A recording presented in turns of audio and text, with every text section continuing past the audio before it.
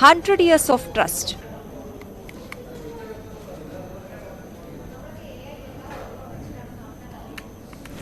സംസ്ഥാനത്ത് തന്നെ തീപ്പൊരി പോരാട്ടം നടക്കുന്ന മണ്ഡലമാണ് വടകര.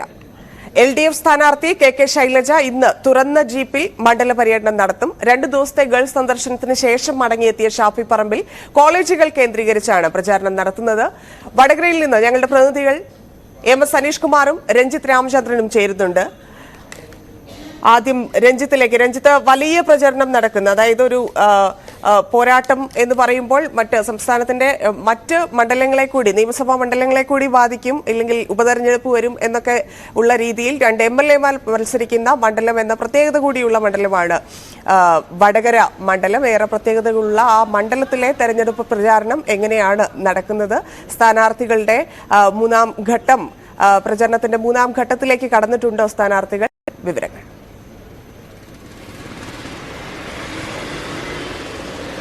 ധന്യ, വലിയ വാശിയേറിയ പോരാട്ടം നടക്കുന്ന ഒരു മണ്ഡലമാണ് വടകര എന്ന കാര്യത്തിൽ യാതൊരു തർക്കവുമില്ല. കാരണം നേരത്തെ ധന്യ പറഞ്ഞതുപോലെ 2 MLAമാർ, ഈ 2 MLAമാരും ജനങ്ങൾക്ക് പ്രിയപ്പെട്ടവരാണ്, ക്രൗഡ് പുള്ളേഴ്സ് ആണ്. കേരളത്തിൽ ഐതിഹാസികമായ വിജയം നേടിയ MLAമാർ കൂടിയാണ്.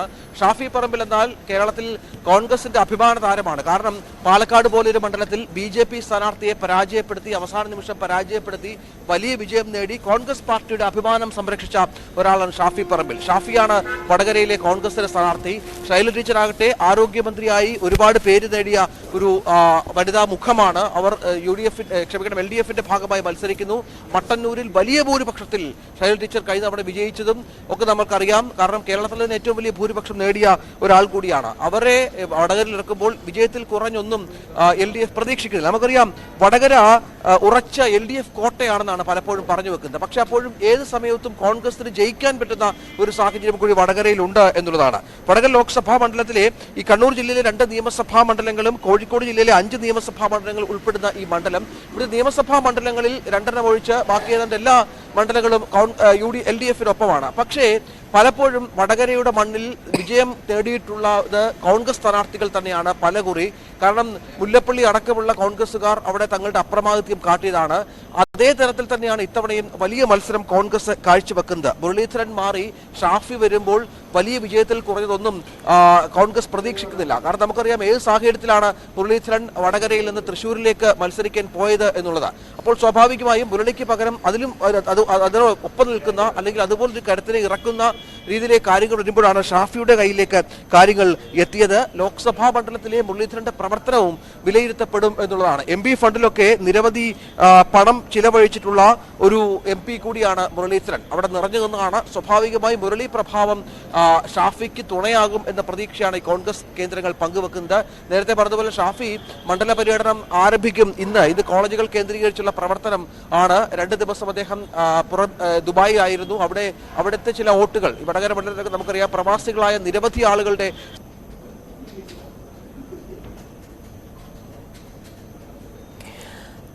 വടകരയിലേക്ക് രാഷ്ട്രീയ കേരളം വീണ്ടും ഉറ്റുനോക്കുന്നു എന്ന പ്രത്യേകത 2024 ലോക്സഭാ തെരഞ്ഞെടുപ്പിലുണ്ട്. തെരഞ്ഞെടുപ്പിൽ സിറ്റിംഗ് MLAമാർ മത്സരിക്കുന്നു, മുഖാമുഖം വരുന്നു എന്ന ചരിത്രത്തിൽ തന്നെ ആദ്യമായിരിക്കും അത്തരത്തിൽ MLAമാർ മുഖാമുഖം ലോക്സഭാ തെരഞ്ഞെടുപ്പിലേക്ക് മത്സരിക്കുന്നത്. ആ പ്രത്യേകതയുണ്ട്. നേരത്തെ രഞ്ജിത്ത് പറഞ്ഞതുപോലെ ക്രൗഡ് പുള്ളേഴ്സാണ് ഇവർ.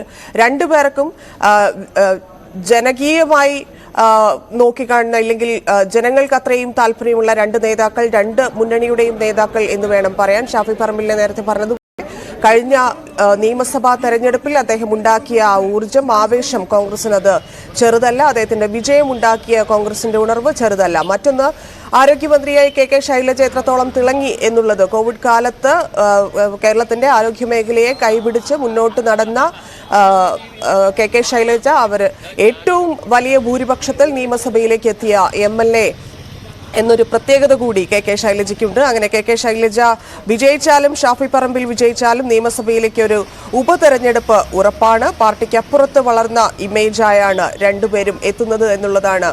അതാണ് ഈ ക്രൗഡ്. 2 പേര് എവിടെ, ഇപ്പം നമുക്കറിയാം സോഷ്യൽ മീഡിയയിലാണെങ്കിലും മറ്റിടങ്ങളിലൊക്കെ ആണെങ്കിലും ഇവരുടെ ക്രൗഡാണ്. മറ്റ് മണ്ഡലങ്ങളിലുള്ളതിനേക്കാൾ കൂടുതൽ ക്രൗഡാണ് ഈ 2 സ്ഥാനാർത്ഥികൾ നിരത്തിലേക്ക് ഇറങ്ങുമ്പോൾ, ഇല്ലെങ്കിൽ പരിപാടികളിൽ പങ്കെടുക്കുമ്പോൾ ഉണ്ടാകുന്നത്. പറയുന്നത് അത്തരത്തിലൊരു ഗ്ലാമർ പോരാട്ടം ഇല്ലെങ്കിൽ വളരെ വാശിയേറിയ ഒരു പോരാട്ടം നടക്കുന്ന മണ്ഡലമാണ് അത്. പാർട്ടിക്ക് അപ്പുറം വളർന്ന ഇമേജുമായി രണ്ടുപേർ പോരാട്ടത്തിന് ഇറങ്ങുന്നു. 2019 രാഷ്ട്രീയ സാഹചര്യത്തിൽ അന്ന് കേരളവും വടകരയും ഒക്കെ ഒരുപാട് മാറിയിട്ടുണ്ട്. ആ സാഹചര്യം ഒന്നുമല്ല ഉള്ളത്. പക്ഷെ വടകരയുടെ രാഷ്ട്രീയ വോട്ട് ആർക്കൊപ്പം നിൽക്കും എന്നത് പ്രവചനാതീതമാണ്. രഞ്ജിത്ത് ചേരുന്നു. രഞ്ജിത്ത്, ഞാൻ അവസാനം സൂചിപ്പിച്ചതുപോലെ രാഷ്ട്രീയ വോട്ട് അവിടെ ഇപ്പൊ നമുക്കറിയാം, രാഷ്ട്രീയത്തിന് അപ്പുറത്തേക്ക് കെ ശൈലജയ്ക്ക് അവിടെ വോട്ടുണ്ടാവും. അതുപോലെ തന്നെ യൂത്തിന്റെ വോട്ട് ഷാഫി പറമ്പിലിന് പോകാനുള്ള സാധ്യതയുണ്ട്. മുസ്ലിം ലീഗിന് ഏറ്റവും സ്വാധീനമുള്ള ഒരു മണ്ഡലം കൂടിയാണ്. അപ്പം ഈ ഒരു രാഷ്ട്രീയ വോട്ട് നമുക്ക് പ്രവചിക്കാൻ സാധിക്കുന്നതല്ല. അത് അത്ര വലിയൊരു ടൈറ്റ് കോമ്പറ്റീഷൻ ആണ് എന്ന് പറഞ്ഞു വെക്കുന്ന രണ്ട് സ്ഥാനാർത്ഥികളും. അപ്പം എന്തൊക്കെ പറഞ്ഞുകൊണ്ടാണ് രണ്ട് മുന്നണികളും അവിടെ വോട്ടർമാരെ കണ്ടുകൊണ്ടിരിക്കുന്നത്?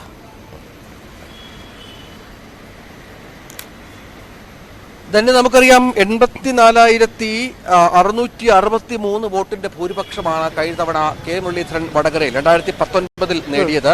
ഇവിടെ അന്ന് ഒരുപാട് ഫാക്ടേഴ്സ് CPM-ന് എതിരായി ഉണ്ടായിരുന്നു, ശബരിമല അടക്കം. പക്ഷെ അതിനു മുൻപ് മുല്ലപ്പള്ളി രാമചന്ദ്രനും വലിയ വിജയം നേടിയ ഒരു മണ്ഡലമാണ് വടകര എന്ന് ഓർക്കണം. മുല്ലപ്പള്ളിയെ തുടർച്ചയായി തുറച്ചുകൊണ്ടിരുന്ന ഒരു മണ്ഡലമാണ്.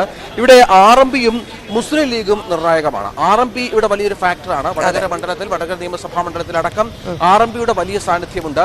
അതുപോലെ TP ചന്ദ്രശേഖരൻ വധവുമായി ബന്ധപ്പെട്ട ഒരുപാട് ചർച്ചകൾ നടന്ന ഒരു മണ്ഡലം കൂടിയാണ് വടകര എന്നുള്ളതാണ്. ഇതൊക്കെ കഴിഞ്ഞ തവണത്തെ മുരളീധരന്റെ വിജയത്തെ, മുല്ലപ്പള്ളിയുടെ വിജയത്തെ വലിയ തോതിൽ സ്വാധീനിച്ചിട്ടുണ്ട് എന്നതും ചേർത്ത് വായിക്കണം. അതേസമയം മുസ്ലിം ലീഗിന് ഏറെ അപ്രമാദിത്യമുള്ള ഒരു ജില്ല കൂടിയാണ്. ലീഗിനെ പിടക്കാതെ, ലീഗിനെ കൂടെ കൂട്ടാതെ അവിടെ ഒരു UDF സ്ഥാനാർത്ഥിക്ക് ഒരിക്കലും വിജയിക്കാനാവില്ല. ലീഗിന് പ്രിയങ്കരനാണ് ഷാഫി പറമ്പിൽ എന്നുള്ളത് കൂടിയാണ് ഷാഫിയുടെ ഇവിടുത്തെ ഒരു സാധ്യതകൾ കൂട്ടുന്നത് എന്നതുകൂടി നമ്മൾ ചേർത്ത് വായിക്കണം. ഇവിടെ നമുക്കറിയാം, കോൺഗ്രസിന് വലിയ വിജയം പല കാലങ്ങളിൽ നേടിയ ഒരു മണ്ഡലമാണ് എങ്കിൽ പോലും മണ്ഡലത്തിന്റെ ഒരു പൊതു സ്വഭാവം, ഈ വോട്ടുകളുടെയൊക്കെ നോക്കിക്കഴിഞ്ഞാൽ അത് LDF-നൊപ്പം നിൽക്കുന്നു. പക്ഷേ ലോക്സഭാ തെരഞ്ഞെടുപ്പിലും നിയമസഭാ തെരഞ്ഞെടുപ്പിലും നമ്മുടെ സംസ്ഥാനത്തെ ജനങ്ങൾ രണ്ടായി ചിന്തിക്കുന്ന ഒരു സാഹചര്യം പലപ്പോഴും സംഭവിക്കുന്ന പശ്ചാത്തലത്തിലാണ് വടകര മിക്കപ്പോഴും കോൺഗ്രസിനൊപ്പം നിൽക്കുന്നത്, UDF-നൊപ്പം നിൽക്കുന്നത് എന്നുള്ളതാണ് പ്രധാനപ്പെട്ട കാര്യം. ഷാഫിക്ക് മണ്ഡലത്തിൽ വ്യക്തിപരമായ, മണ്ഡലത്തിൽ മാത്രമല്ല കേരളത്തിൽ വ്യക്തിപരമായ വലിയ ഇമേജുള്ള ഒരു സ്ഥാനാർത്ഥിയാണ് ഷാഫി പറമ്പിൽ എന്നുള്ളത് നമ്മൾ ചേർത്ത് വായിക്കണം. ആ ഷാഫിയുടെ ആ ഇമേജിലാണ് പ്രധാനമായും കോൺഗ്രസ് അവർ ലക്ഷ്യം വെക്കുന്നത്. അതാണ് അവർ പ്രതീക്ഷ അർപ്പിക്കുന്നത്. നേരത്തെ ധന്യ പറഞ്ഞതുപോലെ വലിയ ജനക്കൂട്ടമാണ് ഷാഫി പറമ്പിലിന്റെ ഓരോ പൊതുപരിപാടിക്കും. വലിയ ജനക്കൂട്ടമാണ്. ജനക്കൂട്ടം എന്ന് വെച്ചാൽ അദ്ദേഹത്തെ കാണാനും സംസാരിക്കാനും ഒക്കെ ഒരുപാട് ആളുകൾ, ഒരു സ്റ്റാർ ക്യാമ്പയിനർ എന്ന തരത്തിൽ തന്നെയാണ്, സ്റ്റാർ കാൻഡിഡേറ്റ് എന്ന തരത്തിൽ തന്നെയാണ് കാര്യങ്ങൾ മുന്നോട്ട് പോകുന്നത്. വലിയ ജനക്കൂട്ടം ഷാഫിയുടെ പരിപാടികളിൽ പങ്കെടുക്കുന്നു. അത് കോൺഗ്രസിന് വലിയ ആത്മവിശ്വാസം നൽകുന്നു. ഷാഫി വന്നതോടുകൂടി എണ്ണയിട്ട് യന്ത്രം പോലെ ഈ വടകരയിലെ കോൺഗ്രസ് സംഘടനാ സംവിധാനം ഉണർന്ന ഒരു പശ്ചാത്തലം കൂടി ഇതിനോട് ചേർത്ത് വായിക്കണം. CPM നേതാക്കൾക്കിടയിൽ, അണികൾക്കിടയിൽ പോലും വടകരയിൽ നടക്കുന്നത് വലിയ മത്സരമാണ് എന്ന പ്രതീതി ജനിപ്പിക്കത്തക്ക വിധ പോരാട്ടം ഷാഫി നടത്തുന്നുണ്ട്. അതൊരു പ്രത്യേക ഒരു നമ്മൾ സത്യസന്ധമായി, നമ്മൾ വളരെ കൃത്യമായി വിലയിരുത്തേണ്ട ഒരു ഫാക്ടറാണ്. ഈ മണ്ഡലത്തിൽ വരുമ്പോൾ അത് മനസ്സിലാവുകയും ചെയ്യും. ഒട്ടും ആത്മവിശ്വാസക്കുറവില്ല ഷാഫിക്ക് എന്നുള്ളതാണ് പ്രധാനപ്പെട്ട കാര്യം. വലിയ ആത്മവിശ്വാസത്തോടു കൂടിയാണ് ഇന്നലെ രാത്രിയും ഷാഫി നമ്മളോട് സംസാരിക്കുകയുണ്ടായത്.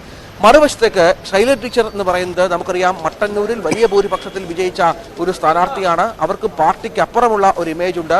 രണ്ടാം തവണ മന്ത്രിസ്ഥാനം നൽകാത്തതിൽ CPM അണികൾക്കിടയിൽ പോലും മുറിവുറുപ്പുണ്ടായ ഒരു സ്ഥാനാർത്ഥിയാണ്. കാരണം ഒരു CPM-ന് ഒരുപക്ഷെ ഭാവിയിലേക്ക് കരുതി വെക്കാവുന്ന, ഒരു മുഖ്യമന്ത്രി സ്ഥാനത്തേക്ക് പോലും കരുതി വെക്കാവുന്ന ഒരു നേതാവ് എന്ന ഇമേജ് ഉള്ള ഒരാൾ കൂടിയാണ്. വ്യക്തിപരമായി ഒരുപാട് ബന്ധങ്ങൾ ഉള്ള ഒരാൾ കൂടിയാണ് ശൈലജ ടീച്ചർ. ശൈലജ ടീച്ചറിന്റെ പരിപാടികൾക്ക് വലിയ ജനക്കൂട്ടമാണ്. കാരണം കോളേജ് കുട്ടികളും അടക്കമുള്ള വലിയ ഒരു ജനവിഭാഗം ടീച്ചർക്ക് വേണ്ടി ഈ പ്രചരണത്തിൽ ഇറങ്ങുന്നുണ്ട് എന്നുള്ളതും വളരെ പ്രധാനപ്പെട്ട ഒന്നാണ്. അങ്ങനെ രണ്ടു തലത്തിലും മികവ് കാട്ടുന്ന സ്ഥാനാർത്ഥികൾ, മാറ്റുരയ്ക്കുമ്പോൾ ഒരു ത്രാസിൽ വെച്ചാൽ ഒട്ടും തൂക്കം കുറയുകയോ കൂടുകയോ ചെയ്യാത്ത ഒരു സ്ഥാനാർത്ഥികൾ, ഒരേ തലത്തിൽ നിൽക്കുന്ന രണ്ട് സ്ഥാനാർത്ഥികൾ, അവർ തമ്മിലുള്ള ഐതിഹാസികമായ ഒരു പോരാട്ടത്തിനാണ് വടകര സാക്ഷ്യം വഹിക്കുന്നത്. അക്ഷരാർത്ഥത്തിൽ വടകരയിലാണ് പോര്. വടകരയിൽ വലിയ പോര് നടക്കുന്നു. തെരഞ്ഞെടുപ്പ് ചൂട് വടകരയിൽ വലിയ അധികമാണ്. മറ്റൊരു വശത്തേക്ക് വന്നാൽ ഇപ്പോൾ CPM ആരോപിക്കുന്ന ഒരു കാര്യമുണ്ട്, ഇവർ തമ്മിലുള്ള ഒരു ഡീലിനെ കുറിച്ച്. ഇപ്പം 2-3 ദിവസമായിട്ട് അത് കൂടുതലായിട്ട് പറയുന്നുമുണ്ട്.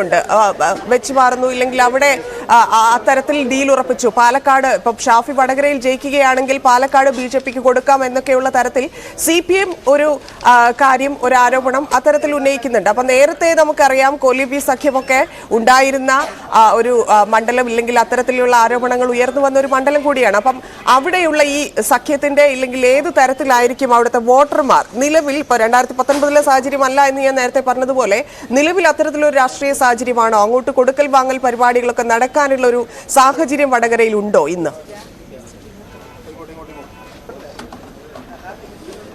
ഈ തൃശൂർ വടകര ഡീൽ എന്ന ആരോപണം അത് ഉന്നയിച്ചത് നമുക്കറിയാം. അത് KPCC അധ്യക്ഷൻ VD സതീശനാണ് മുന്നോട്ട് വെച്ചത്. കാരണം തൃശ്ശൂരിൽ സുരേഷ് ഗോപിയെ സഹായിക്കുമെന്നും മറുവശത്ത് ശൈലജയെ BJP ഇപ്പുറത്ത് സഹായിക്കും എന്നുമുള്ള ഡീലുണ്ട് എന്നുള്ള തരത്തിലുള്ള അത് പല തെരഞ്ഞെടുപ്പ് കാലങ്ങളിലും ഉയർന്നു വരുന്ന പ്രധാനപ്പെട്ട ആരോപണങ്ങളാണ്. അങ്ങോട്ടും ഇങ്ങോട്ടും BJPയുടെ വോട്ട് ആർക്ക്? ഈ BJP ശക്തമല്ലാത്ത മണ്ഡലങ്ങളിൽ വടകരയിൽ പ്രഫുൽ കൃഷ്ണനാണ് സ്ഥാനാർത്ഥി. കഴിഞ്ഞ തവണ ഏതാണ്ട് 56,000-57,000 വോട്ടുകൾ മാത്രമാണ് വടകരയിൽ BJPക്ക് ലഭിച്ചത്.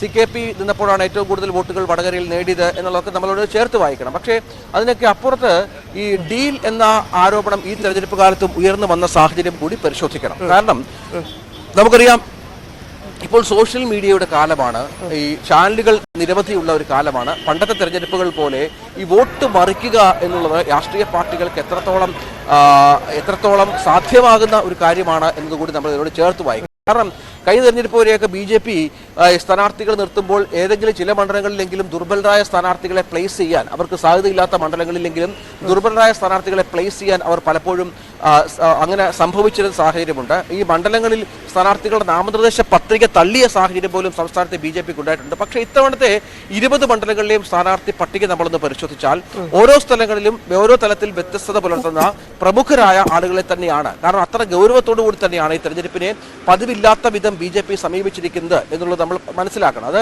ഈ വയനാട്ടിൽ K. സുരേന്ദ്രന്റെ കാര്യം എടുത്താൽ പോലും ആ തരത്തിൽ തന്നെയാണ്. വയനാട് പോലെ BJPക്ക് ഒട്ടും വലിയ സ്വാധീനമില്ലാത്ത ഒരു മണ്ഡലത്തിൽ K. സുരേന്ദ്രനെ വെക്കുന്നതോടുകൂടി എന്താണ് BJP ലക്ഷ്യം വെക്കുന്നത് എന്നുള്ളത് രാഷ്ട്രീയ വിദ്യാർത്ഥികൾക്ക് പോലും മനസ്സിലാകുന്ന ഒരു കാര്യമാണ്.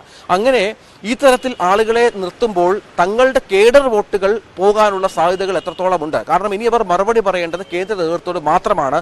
മറ്റൊരു തരത്തിലുമുള്ള അഡ്ജസ്റ്റ്മെന്റുകൾക്കും സാധ്യതയില്ല എന്നുള്ളതാണ്. പക്ഷെ അപ്പോഴും അന്തരീക്ഷത്തിൽ ആരോപണ പ്രത്യാരോപണങ്ങൾ വടകര തൃശൂർ ഡീൽ എന്ന രീതിയിൽ കാര്യങ്ങൾ പോകുന്നു എന്നുണ്ട്. വടകരയിൽ സുനിൽകുമാറിന് ലഭിക്കേണ്ട LDF വോട്ടുകൾ സുരേഷ് ഗോപിക്ക് നൽകിക്കൊണ്ട് തൃശൂരിൽ വടകരയിൽ ഇവിടെ ശൈലജ ടീച്ചറിന് പ്രഫുല്ലിന് കിട്ടേണ്ട വോട്ടുകൾ ലഭിക്കും എന്നുള്ള ആരോപണമാണ് ഉന്നയിച്ചത്. K. മുരളീധരനും സമാനമായി തന്നെ പറഞ്ഞിരുന്നു താൻ എന്നാലും ജയിക്കും. പക്ഷേ K. മുരളീധരൻ പറഞ്ഞത് തനിക്കെതിരെ BJP വോട്ടുകൾ മറിച്ചേക്കും എന്നുള്ള സൂചനകൾ തനിക്ക് ലഭ്യമായിരുന്നു. അത്തരത്തിൽ നീക്കങ്ങൾ നടക്കുന്നുണ്ടായിരുന്നു. അതുകൊണ്ടാണ് ഒരു സ്ഥാനാർത്ഥിയെ അവിടെ താരതമ്യേന ദുർബലനായ ഒരു സ്ഥാനാർത്ഥിയെ അവിടെ അവതരിപ്പിച്ചത് എന്ന് K. മുരളീധരനും ആരോപണം ഉന്നയിച്ചു. പക്ഷേ ഈ പുതിയ കാലഘട്ടത്തിൽ അവർക്ക് അനുകൂലമാക്കുകയും വോട്ട് മറിക്കൽ, ക്രോസ് വോട്ടിംഗ് എന്നൊക്കെ പറയുന്നത് എത്രത്തോളം സാധ്യമാകുമെന്നുള്ളത് കാത്തിരുന്ന് കാണും. അതെ, ഈ ഒരു ഷാഫി പറമ്പിലിന്റെ എൻട്രി അത് UDF വളരെ അനുകൂലമാക്കിയിട്ടുണ്ട്. അവർക്ക് അനുകൂലമാക്കുന്ന രീതിയിലുള്ള തെരഞ്ഞെടുപ്പ് പ്രചാരണമാണ്. ഞാൻ ഏറ്റവും ശ്രദ്ധിച്ച കാര്യം ഇത് ഷാഫിയുടെ ക്യാമ്പയിൻ തുടങ്ങുന്ന സമയത്ത് ഷാഫി പറഞ്ഞൊരു കാര്യമുണ്ട്. ഇവിടെ വടകരയുടെ ടീച്ചർ പത്മിനി ടീച്ചറാണെന്ന്. പത്മിനി ടീച്ചർ എന്ന് പറഞ്ഞിട്ടുണ്ടെങ്കിൽ TP ചന്ദ്രശേഖരന്റെ അമ്മയാണ്. TP ചന്ദ്രശേഖരൻ എന്നുള്ളത് നമുക്കറിയാം ഈ കേസ് കഴിഞ്ഞ് വലിയ വാർത്തയായിക്കൊണ്ടിരിക്കുമ്പോൾ ആണ് തെരഞ്ഞെടുപ്പിലേക്ക് കടക്കുന്നത്. ആ സമയത്ത് ഇപ്പോൾ അത് നിലനിൽക്കുന്നുണ്ട്, അന്തരീക്ഷത്തിൽ TP ഇപ്പോഴും ഉണ്ട് എന്നുള്ളത് ഒരു യാഥാർത്ഥ്യമാണ്. അപ്പം ഇനിയിപ്പം അപ്പോൾ കേസ് ഉണ്ടായിരുന്നില്ലെങ്കിൽ പോലും അവിടെ TPക്കുള്ള വോട്ട് എത്രത്തോളം ഉണ്ട് എന്നുള്ളത് നമുക്കറിയാം. അപ്പം KK രമയുടെ കൈപിടിച്ച് വോട്ട് പിടിക്കാൻ പോകുന്ന ഷാഫിയുടെ ആ ക്യാമ്പയിൻ തുടക്കം തന്നെ വലിയ നമുക്ക് അത്തരത്തിൽ എന്താണ് ഉദ്ദേശിക്കുന്നത് UDF എന്നുള്ളതിന്റെ കൃത്യമായിട്ടുള്ള ഒരു ചിത്രം തരുന്ന ഒരു തുടക്കമായിരുന്നു ഷാഫി പറമ്പിൽ. അങ്ങനെ ഓരോ സ്ഥാനാർത്ഥികളെ എടുത്തു നോക്കുമ്പോൾ ഷാഫിയിൽ തുടങ്ങുകയാണെങ്കിൽ എങ്ങനെയൊക്കെയാണ് സ്വാധീനിക്കാനുള്ള, അതായത് വോട്ടർമാർ എങ്ങോട്ട് ചിന്തിക്കും, എന്ത് ചിന്തിക്കും? നിലവിലെ രാഷ്ട്രീയ സാഹചര്യമുണ്ട്. കോൺഗ്രസിനെ സംബന്ധിച്ച് പത്മജ വേണുഗോപാൽ അവിടെ നിറങ്ങിപ്പോയ ഒരു പ്രശ്നമുണ്ട്. പക്ഷെ അതൊക്കെ പരിഹരിക്കാൻ കോൺഗ്രസിന് നിലവിൽ അവിടെ സാധിക്കുന്നുണ്ടോ? ഷാഫി പറമ്പിലിന് അതിന് പറ്റിയ സ്ഥാനാർത്ഥിയായി തന്നെ കണക്കാക്കുന്നുണ്ടോ മണ്ഡലം?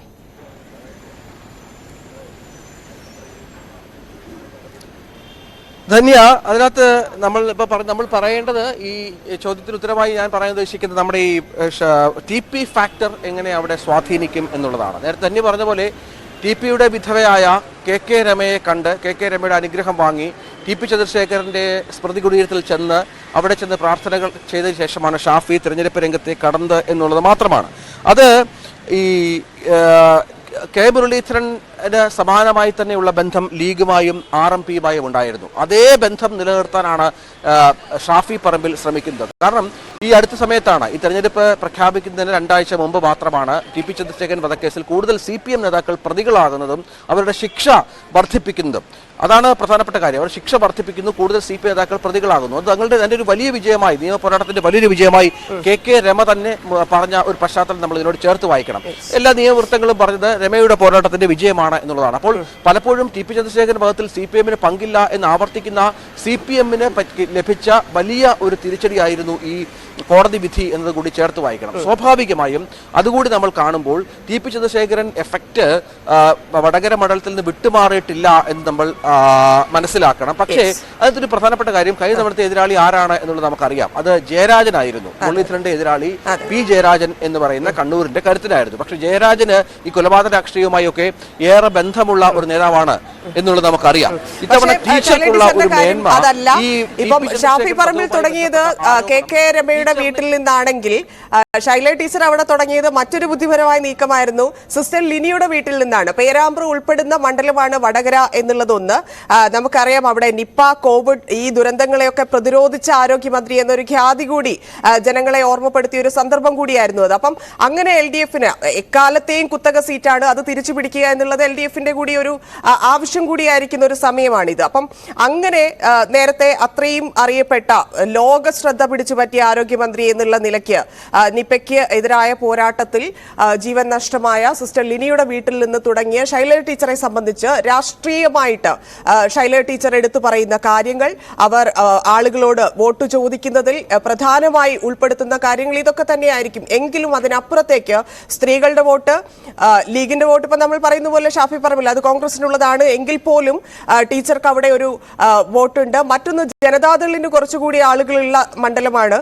ജനതാദൾ മാറി പറഞ്ഞിരുന്ന സാഹചര്യമൊക്കെ വിട്ടു. അവർ ആർക്ക് ചെയ്യണം എന്നുള്ളതിനെ കുറിച്ച് ഇപ്പോഴും ഒരു അവസാനത്തിലേക്ക് എത്തിയിട്ടില്ല തീരുമാനത്തിൽ എന്നൊക്കെയാണ് മനസ്സിലാക്കുന്നത്. അപ്പം അങ്ങനെ നോക്കുമ്പോൾ വോട്ട് കൂടുതൽ വരാനുള്ള സാധ്യതയും ഒരു പ്രതീക്ഷയും LDFും ശൈല ടീച്ചറും കൈവിടുന്നില്ലല്ലോ. അതാണ് ഞാൻ നേരത്തെ പറഞ്ഞു തുടങ്ങിയതാണ്. കാരണം ശൈല ടീച്ചറിന് ഈ കൊലപാതക രാഷ്ട്രീയത്തിൽ നേരത്തെ പറഞ്ഞ പോലെ അതിൽ ഒരു അവർക്ക് നേരെ വ്യക്തിപരമായി ഉന്നയിക്കാൻ പറ്റുന്ന ഒരു കാര്യമല്ല. അവർ അത്തരത്തിൽ സൗമ്യമായ ഒരു വ്യക്തിത്വമാണ്. അവർക്ക് അത്തരത്തിലുള്ള കാര്യങ്ങളൊക്കെ അവരുടെ അഭിപ്രായമുണ്ട് തരാം. അതുകൊണ്ട് ഈ കൊലപാതക രാഷ്ട്രീയം എന്ന പരാമർശം ഏത് തരത്തിൽ വടകര മണ്ഡലത്തിൽ ടീച്ചറിനെ വ്യക്തിപരമായി ബാധിക്കുമെന്ന് നമ്മൾ കാത്തിരുന്ന് കാണണം. പക്ഷേ CPM എന്ന പാർട്ടിയുടെ മേൽ വീണ കരുനിഴൽ അതുപോലെ നിൽക്കുന്നുണ്ട് താനും വടകരയിൽ, അതും പ്രധാനമാണ്. മറ്റൊന്ന്, ഈ PPE കിറ്റ് അഴിമതിയൊക്കെ നമ്മൾ ഒരുപാട് തവണ റിപ്പോർട്ട് ചെയ്തതാണ്. ഒരുപാട് അഴിമതികൾ കോവിഡ് കാലത്ത് കിറ്റ് വാങ്ങുന്നതുമായി ബന്ധപ്പെട്ട് മറ്റു കാര്യങ്ങളുമായി ബന്ധപ്പെട്ടൊക്കെ നടന്നിരുന്നു. അത് UDF വലിയ പ്രചാരണ വിഷയമാക്കുന്നുണ്ട്. ഈ കോവിഡ് കാലത്ത് ആളുകളെ കാത്ത ഒരാളെന്ന് പറയുമ്പോഴും പിന്നീട് അതൊക്കെ എത്രയോ ഇരട്ടി വിലയ്ക്ക് കിറ്റുകളടക്കം വാങ്ങി വലിയ നഷ്ടം ഖജനാവിന് വരുത്തിവെച്ച റിപ്പോർട്ടുകളടക്കം എടുത്തു കാട്ടി തന്നെ കോൺഗ്രസ് പ്രവർത്തകർ ഇവിടെ വലിയ പ്രചാരണം നടത്തുന്നുണ്ട്. അതൊക്കെ അന്നത്തെ ആരോഗ്യമന്ത്രി അറിയാതെ നടക്കുമോ എന്ന ചോദ്യവും അവർ ഉന്നയിക്കുന്നുണ്ട്. അങ്ങനെ തെരഞ്ഞെടുപ്പിന്റെ ഓരോ ഘട്ടം പിന്നിടുമ്പോഴും വ്യക്തിപരമായ അധിക്ഷേപങ്ങൾക്കപ്പുറം മറ്റ് ചില പ്രധാനപ്പെട്ട വിഷയങ്ങൾ, അന്തരീക്ഷത്തിലുള്ള വിഷയങ്ങളൊക്കെ വടകരയിൽ വലിയ ചർച്ചയാകുന്ന സാഹചര്യമുണ്ട്. അതുതന്നെയാണ് നിർണായകമാകുക പല കാര്യങ്ങളും. ഇപ്പോൾ കണ്ണൂർ മണ്ഡലത്തിലേക്ക് വന്നാൽ അവിടെ കെ സുധാകരന്റെ വികസന പ്രവർത്തനങ്ങൾ അല്ലെങ്കിൽ കെ സുധാകരന്റെ പാർലമെന്റിലെ ആബ്സൻസ് ഒക്കെയാണ് CPM വലിയ പ്രചരണായുധമാക്കുന്നതെങ്കിൽ വടകരയിലും സമാനമായ നിരവധി വിഷയങ്ങൾ ചൂണ്ടിക്കാട്ടാനുണ്ട്. അതനുസരിച്ചുള്ള നീക്കം മുന്നണികളുടെ ഭാഗത്തുനിന്നുണ്ട്. സ്വാഭാവികമായും അതൊക്കെ തെരഞ്ഞെടുപ്പ് വേളയിൽ പ്രതിഫലിക്കും, വോട്ടർമാരെ സ്വാധീനിക്കാൻ ശ്രമിക്കും. പക്ഷെ അതിനൊക്കെ അപ്പുറം ഈ മറ്റ് പല വിഷയങ്ങളും ഇനിയുള്ള ദിവസങ്ങളിൽ കടന്നു വരാം. ഇനി ഒരു മാസം കൂടി ബാക്കിയുണ്ട് തെരഞ്ഞെടുപ്പ് നടക്കാൻ എന്നുള്ളത് നമ്മൾ ചേർത്ത് വായിക്കണം. സ്വാഭാവികമായും വിജ്ഞാപനം നാളെയാണ് ഇറങ്ങുന്നത് എന്നുള്ള വിവരം കൂടി ഇന്ന് പുറത്തു വന്നിട്ടുണ്ട്. കേരളത്തിലെ അടക്കം 2ാം ഘട്ട തെരഞ്ഞെടുപ്പിലുള്ള വിജ്ഞാപനം നാളെ വരും. അതിനുശേഷവും കൂടുതലായി ഈ സ്ഥാനാർത്ഥികൾ മണ്ഡലങ്ങളിലേക്ക് ഇറങ്ങും, വോട്ടർമാരെ കാണും. അപ്പോഴൊക്കെ വിഷയങ്ങൾ മാറി വരികയും സ്വാഭാവികമായും അതൊക്കെ വോട്ടർമാരെ സ്വാധീനിക്കാനാവുകയും ചെയ്യും. ഏതായാലും ഇതുവരെ ഉള്ള വടകര ട്രെൻഡ് അനുസരിച്ച് ധന്യ വലിയ വാശിയേറിയ കനത്ത പോരാട്ടം നടക്കുന്നുണ്ട്. ആളിനും അർത്ഥത്തിനും കുറവില്ല, അണികൾക്ക് കുറവില്ല, സംഘടനാ പ്രവർത്തനത്തിന് കുറവില്ല, സ്ഥാനാർത്ഥികളുടെ സാന്നിധ്യത്തിന് ജനങ്ങൾക്കിടയിൽ കുറവില്ല, അതുപോലെ വിവിധങ്ങളായ വിഷയങ്ങൾക്കും കുറവില്ല എന്നുള്ളതാണ് വടകരയിലെ മൊത്തത്തിലുള്ള ചിത്രം. ശരി, നന്ദി. രഞ്ജിത്ത്, വിവരങ്ങൾക്ക് വടകരയിൽ നിന്നുള്ള വിവരങ്ങളാണ് ഇന്ന് ന്യൂസ് ട്രെൻഡ്സിൽ മണ്ഡലങ്ങളിലൂടെ സഞ്ചരിച്ചപ്പോൾ ലഭിച്ചത്. വരും ദിവസങ്ങളിൽ മറ്റു മണ്ഡലങ്ങളിലേക്ക് കൂടി നമുക്ക് കടക്കേണ്ടതുണ്ട്. മറ്റ് വാർത്തകളിലേക്ക്. ആദ്യഘട്ട വോട്ടെടുപ്പ് നടക്കുന്ന മണ്ഡലങ്ങളിൽ നാമനിർദ്ദേശ പത്രികാ സമർപ്പണം ഇന്ന് അവസാനിക്കും. വിവിധ സംസ്ഥാനങ്ങളിലെയും കേന്ദ്രഭരണ പ്രദേശങ്ങളിലെയും 102 മണ്ഡലങ്ങളിലാണ് വിധി എഴുതുക. ആദ്യഘട്ടത്തിൽ തമിഴ്നാട്ടിൽ കെ അണ്ണാമലൈ, ദയാനിധി മാരൻ തുടങ്ങിയവർ ഇന്ന് പത്രിക നൽകും. രാകേഷ് ചേരുന്നുണ്ട്. രാകേഷ്, കൂടുതൽ വിവരങ്ങൾ. ധന്യ, രാജ്യം തെരഞ്ഞെടുപ്പ് ചൂടിലാണ്. ഏതായാലും ആദ്യഘട്ട തെരഞ്ഞെടുപ്പ് നടക്കുന്നത് 19-ാം തീയതിയാണ്. അപ്പോൾ അതിന് മുന്നോടിയായി പത്രികാ സമർപ്പണത്തിനുള്ള അവസാന തീയതിയാണ് ഇന്ന്. അതായത് 102 മണ്ഡലങ്ങളിൽ 97 മണ്ഡലങ്ങളിലാണ് ഇന്ന് നാമനിർദ്ദേശ പത്രിക സമർപ്പിക്കാനുള്ള അവസാന ദിവസം. ബീഹാറിൽ ആഘോഷങ്ങൾ നടക്കുന്നുണ്ട്. അതുകൊണ്ട് തന്നെ ബീഹാറിലെ 5 മണ്ഡലങ്ങളിൽ, ആദ്യഘട്ട വോട്ടെടുപ്പ് നടക്കുന്ന 5 മണ്ഡലങ്ങളിൽ പത്രികാ സമർപ്പണത്തിനുള്ള സമയപരിധി നാളെ വൈകിട്ട് മാത്രമാണ് അവസാനിക്കുക. ഏതായാലും ഈ സംസ്ഥാനങ്ങളിൽ ഇപ്പോൾ തെരഞ്ഞെടുപ്പ് നടക്കുന്ന 102 മണ്ഡലങ്ങൾ, അതായത് 17 സംസ്ഥാനങ്ങളിലായി പരന്നു കിടക്കുന്ന 4 കേന്ദ്രഭരണ പ്രദേശങ്ങളിലായുള്ള 102 മണ്ഡലങ്ങളിലാണ് വോട്ടെടുപ്പ്. അതിൽ തമിഴ്നാട്ടിൽ 39 മണ്ഡലങ്ങളും ആദ്യഘട്ടത്തിലാണ് വിധി എഴുതുന്നത്. ഒരുപക്ഷെ ഈ ആദ്യഘട്ടത്തിൽ വിധി എഴുതുന്ന ഏറ്റവും വലിയ സംസ്ഥാനവും തമിഴ്നാട് തന്നെയായിരിക്കും. തമിഴ്നാട് ഇന്ത്യ മുന്നണി വലിയ പ്രതീക്ഷ വയ്ക്കുന്ന സംസ്ഥാനമാണ്. കഴിഞ്ഞ തവണ 39-ൽ 38 സീറ്റുകളും DMK നേതൃത്വം നൽകുന്ന സഖ്യമാണ് അവിടെ വിജയിച്ചത്. തേനി സീറ്റിൽ മാത്രമാണ് പരാജയപ്പെട്ടത്. ഇത്തവണ ഏതായാലും ADMK BJPക്കൊപ്പമില്ല. ADMK അവിടെ വിജയകാന്തിന്റെ MDMK, ഒപ്പം തന്നെ SDPI തുടങ്ങിയ പാർട്ടികൾക്കൊപ്പമാണ് അവിടെ മത്സരിക്കുന്നത്. BJP PMK അടക്കമുള്ള കക്ഷികളുമായി സഖ്യമുണ്ടാക്കി മത്സരിക്കുന്നു. ഏതായാലും ADMK സ്ഥാനാർത്ഥികളൊക്കെ തന്നെ തിങ്കളാഴ്ച പത്രിക സമർപ്പിച്ചു. മറ്റ് ചില സ്ഥാനാർത്ഥികൾ ഇന്ന് കൂടി പത്രിക സമർപ്പിക്കാനുണ്ട്. അതിൽ ഏറ്റവും പ്രധാനപ്പെട്ടത് ഒന്ന്, മുൻ കേന്ദ്രമന്ത്രി ദയാനിധി മാരൻ ഇന്ന് പത്രിക സമർപ്പിക്കും. അല്പസമയത്തിന് തന്നെ അദ്ദേഹം പത്രിക സമർപ്പിക്കും. ചെന്നൈ സെൻട്രൽ മണ്ഡലത്തിലാണ് ദയാനിധി മാരൻ മത്സരിക്കുന്നത്. ഒപ്പം BJPയുടെ സംസ്ഥാന അധ്യക്ഷൻ കെ അണ്ണാമലൈ കോയമ്പത്തൂരിൽ മത്സരിക്കുന്നു. അണ്ണാമലൈ ഇപ്പോൾ പത്രികാ സമർപ്പണത്തിനായി എത്തിക്കൊണ്ടിരിക്കുകയാണ്. ആ ദൃശ്യങ്ങളാണ് ഇപ്പോൾ കണ്ടുകൊണ്ടിരിക്കുന്നത്. ഏതായാലും കോയമ്പത്തൂർ സീറ്റിന്റെ രാഷ്ട്രീയപരമായ പ്രത്യേകത, തെക്കൻ തമിഴ്നാട്ടിലേക്ക് DMK അവരുടെ സ്വാധീനം വർദ്ധിപ്പിക്കുന്നതിന് ഭാഗമായി ഇത്തവണ DMK ആണ് ആ മണ്ഡലത്തിൽ മത്സരിക്കുന്നത്. പരമ്പരാഗതമായി ഈ സഖ്യത്തിന്റെ ഭാഗമായി CPM ആണ് ആ സീറ്റിൽ മത്സരിക്കാറുള്ളത്. CPMന്റെ സിറ്റിംഗ് സീറ്റാണ്. PR നടരാജനാണ് 2019-ൽ അവിടെ നിന്ന് വിജയിച്ചത്. അപ്പോൾ ഇത്തവണ തെക്കൻ തമിഴ്നാട്ടിലേക്ക്, പ്രത്യേകിച്ച് കോയമ്പത്തൂർ അടക്കമുള്ള മേഖലകളിലേക്ക് സ്വാധീനം വർദ്ധിപ്പിക്കുന്നതിന്റെ ഭാഗമായി DMK ആ സീറ്റ് ഏറ്റെടുത്തിരിക്കുന്നു. അവിടെ ഏതായാലും പാർട്ടി ചിഹ്നത്തിൽ സ്ഥാനാർത്ഥി വരുമ്പോൾ BJPയും ADMKയും അവിടെ സ്ഥാനാർത്ഥികളുമായി മത്സരരംഗത്തുണ്ട്. പരമ്പരാഗതമായി കോയമ്പത്തൂർ മേഖല ADMKയ്ക്ക് വലിയ സ്വാധീനമുള്ള മേഖലയാണ്. BJPക്കും മുൻപ് ഇവിടെ നിന്ന് MP മാർ ഉണ്ടായിട്ടുണ്ട്. പ്രത്യേകിച്ച് കോയമ്പത്തൂർ സ്ഫോടനത്തിന് ശേഷം നടന്ന ലോക്സഭാ തെരഞ്ഞെടുപ്പുകളിൽ CP രാധാകൃഷ്ണൻ അവിടെ നിന്ന് വിജയിച്ചിട്ടുണ്ട്. സഖ്യത്തിന്റെ ഭാഗമായി തന്നെയാണ് അന്ന് വിജയിച്ചിട്ടുള്ളത്. അങ്ങനെ ഈ 3 പാർട്ടികളെ സംബന്ധിച്ചിടത്തോളം, 3 മുന്നണികളെ സംബന്ധിച്ചിടത്തോളം വലിയ പ്രതീക്ഷ വെക്കുന്ന സീറ്റാണ് കോയമ്പത്തൂർ സീറ്റ്. ഏതായാലും അണ്ണാമലൈ അല്പസമയത്തിനകം പത്രിക സമർപ്പിക്കും. മറ്റൊന്ന്, O പനീർശെൽവം സ്വതന്ത്രനായി മത്സരിക്കുന്ന പ്രത്യേകത കൂടിയുണ്ട്. അതായത് രാമനാഥപുരം സീറ്റിലാണ് O പനീർശെൽവം മത്സരിക്കുന്നത്. പത്രിക അദ്ദേഹം സമർപ്പിക്കുകയും ചെയ്തു. പക്ഷെ അവിടെ അതേ പേരിൽ O പനീർശെൽവം എന്ന പേരിൽ 4 പേർ കൂടി പത്രിക നൽകിയിട്ടുണ്ട്. അപ്പോൾ കൂടുതൽ പേർ, അതേ പേരുള്ള കൂടുതൽ പേർ ഇന്ന് പത്രികാ സമർപ്പണത്തിന് എത്തുമോ എന്ന ആകാംക്ഷ കൂടിയുണ്ട്. തമിഴ്നാടിനെ സംബന്ധിച്ച് പനീർശെൽവം എന്ന പേര് സാധാരണ പേരാണെങ്കിൽ പോലും O പനീർശെൽവം എന്ന പേരിൽ, OPS എന്ന പേരിൽ 4 പേർ കൂടി പത്രിക നൽകിയതാണ് ഇപ്പോൾ അദ്ദേഹത്തെ കുഴപ്പിക്കുന്നത്. ഏതായാലും BJPയുടെ പിന്തുണ ഇതുവരെ O പനീർശെൽവത്തിന് ഉണ്ടായിട്ടില്ല. BJP ആകട്ടെ രാമനാഥപുരത്തെ സ്ഥാനാർത്ഥിയെ പ്രഖ്യാപിക്കുകയും ചെയ്തിട്ടില്ല. നേരത്തെ പ്രധാനമന്ത്രി നരേന്ദ്രമോദി അവിടെ മത്സരിക്കാൻ എത്തുമെന്ന അഭ്യൂഹങ്ങളൊക്കെ ഉണ്ടായിരുന്നു. പക്ഷെ പിന്നീട് നിർമ്മല സീതാരാമന്റെ പേര് ആ മണ്ഡലത്തിൽ പറഞ്ഞു. ഏതായാലും അവിടെ സ്ഥാനാർത്ഥിയെ പ്രഖ്യാപിച്ചിട്ടില്ല. ഇനി അവസാന നിമിഷം ഏതെങ്കിലും സ്ഥാനാർത്ഥികൾ വരുമോ, അതോ OPSന് പിന്തുണ കൊടുക്കാൻ BJP തയ്യാറാകുമോ തുടങ്ങിയ കാര്യങ്ങൾ അറിയാനുണ്ട്. ഏതായാലും ആദ്യഘട്ട പോളിംഗിലേക്ക് രാജ്യം കടക്കുകയാണ്. പത്രികാ സമർപ്പണം ഇന്നത്തോടുകൂടി അവസാനിക്കുകയാണ്. ധന്യ. നന്ദി രാകേഷ്. ആദ്യഘട്ട വോട്ടെടുപ്പ് നടക്കുന്ന ലോക്സഭാ മണ്ഡലങ്ങളിലെ നാമനിർദ്ദേശ പത്രികാ സമർപ്പണം ഇന്ന് അവസാനിക്കും. ഇടവേള.